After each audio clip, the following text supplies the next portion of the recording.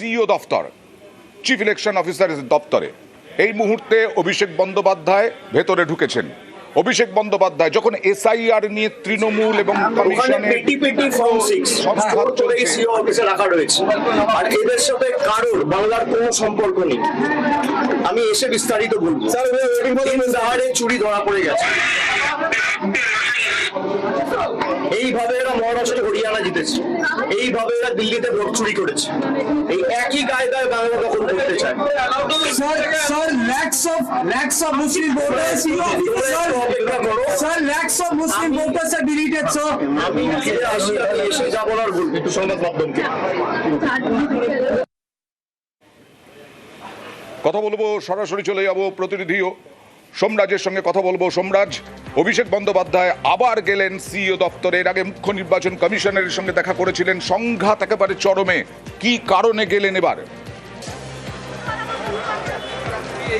দেখো, মূলত তিনি বেশ কিছু অভিযোগ নিয়ে রাজ্যের মুখ্য নির্বাচনী আধিকারিকের দপ্তরে এসেছেন। কিন্তু কেন রাজ্যের মুখ্য নির্বাচনী আধিকারিকের দপ্তর? তার কারণ রাজ্যের মুখ্য নির্বাচনী আধিকারিকের দপ্তর থেকে এমন কিছু কাজ পরিচালনা করা হচ্ছে যেটা আইন বিরুদ্ধ বলেই মনে করছেন তৃণমূল কংগ্রেসের সর্বভারতীয় সাধারণ সম্পাদক। সেই কারণেই রাজ্যের মুখ্য নির্বাচনী আধিকারিকের দপ্তরে তিনি দ্বারস্থ হয়েছেন। কিছুক্ষণ আগেই তিনি রাজ্যের মুখ্য নির্বাচনী আধিকারিকের দপ্তরে এসেছেন। এই মুহূর্তে তিনি রাজ্যের মুখ্য নির্বাচনী আধিকারিকের যে ঘর তার বাইরে অপেক্ষা করছেন। মূলত তাদের যে অভিযোগ করা হয়েছে বিশেষত ফর্ম 6 এবং ফর্ম 7 নিয়ে। কিন্তু রাজ্যের মুখ্য নির্বাচনী আধিকারিকের দপ্তরে আসার এই কারণ, তার কারণ সিইও দপ্তর থেকেই এই কাজ পরিচালনা করা হচ্ছে, যে কাজ আইন বিরুদ্ধ বলে তিনি মনে করছেন বা তৃণমূল কংগ্রেস মনে করছে। সেই কারণেই রাজ্যের মুখ্য নির্বাচনী আধিকারিকের সঙ্গে তারা দেখা করতে চান। এই মুহূর্তে তারা রাজ্যের মুখ্য নির্বাচনী আধিকারিকের দপ্তরের বাইরে অপেক্ষা করছেন। মনে করা হচ্ছে কিছুক্ষণের মধ্যেই তাদের মধ্যে সাক্ষাৎ শুরু হবে। কি বললেন অভিষেক বন্দ্যোপাধ্যায় ঢোকার আগে? দেখুন। ধরা পড়ে গেছে, আমি টুইট করেছি, ভিডিও রয়েছে, ওখানে পেটি পেটি ফর্ম 6 স্টোর করে সিইও অফিসে রাখা রয়েছে, আর এদের সাথে কারোর বাংলার কোনো সম্পর্ক নেই। চুরি ধরা পড়ে গেছে।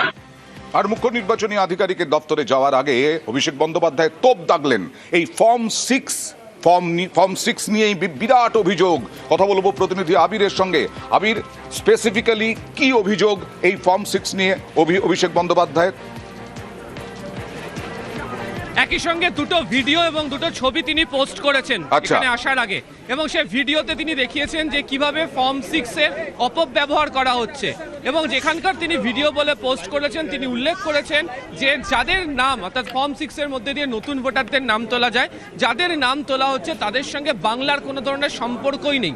এই নির্বাচনী প্রক্রিয়ার ক্ষেত্রে যে ধরনের ষড়যন্ত্রের অভিযোগের কথা তৃণমূল কংগ্রেসের তরফ থেকে বারবার তোলা হচ্ছিল, সেই অভিযোগের পক্ষে সপক্ষে প্রমাণ দিতে গিয়ে তিনি আজকে এই দুটো ভিডিওকে তিনি জুড়ে দিয়েছেন। এবং ফর্ম 6 এর নিয়ে আগেও তাদের অভিযোগ ছিল।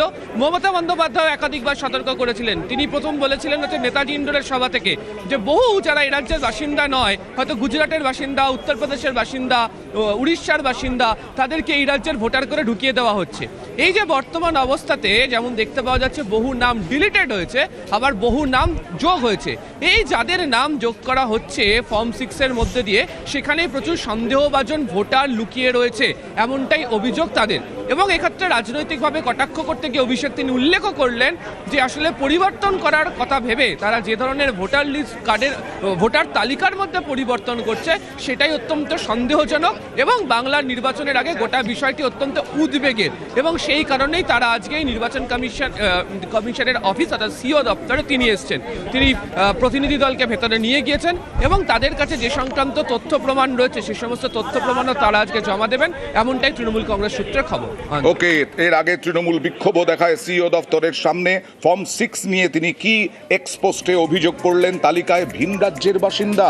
একেবারে দুটো ভিডিও তিনি প্রকাশ করেছেন এক্স হ্যান্ডেলে। ফর্ম 6 নিয়ে চক্রান্তের অভিযোগ অভিষেকের। ফর্ম 6 দিয়ে ঢোকানো হচ্ছে ভিন রাজ্যের বাসিন্দাদের নাম।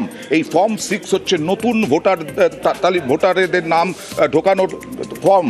চাঞ্চল্যকর অভিযোগ অভিষেক বন্দ্যোপাধ্যায়ের। কমিশনের অফিসে ডাই করা ফর্ম 6 এর ভিডিও পোস্ট। ফর্ম 6 এর নাম সংযোজন সন্দেহজনক বলে অভিযোগ। এবং কমিশন বিজেপিকে তোপ, বাংলায় পরিবর্তন চাপানোর চেষ্টার অভিযোগ অভিষেকের। চুরি ধরা পড়ে গেছে। আমি টুইট করেছি, ভিডিও রয়েছে, ওখানে পেটি পেটি ফর্ম 6 স্টোর করে সিও অফিসে রাখা রয়েছে। আর এদের সাথে কারোর বাংলার কোনো সম্পর্ক নেই। দিন দাহাড়ে চুরি ধরা পড়ে গেছে। এইভাবে এরা মহারাষ্ট্র হরিয়ানা জিতেছে, এইভাবে এরা দিল্লিতে ভোট চুরি করেছে, এই একই কায়দায় বাংলা দখল করতে চায়।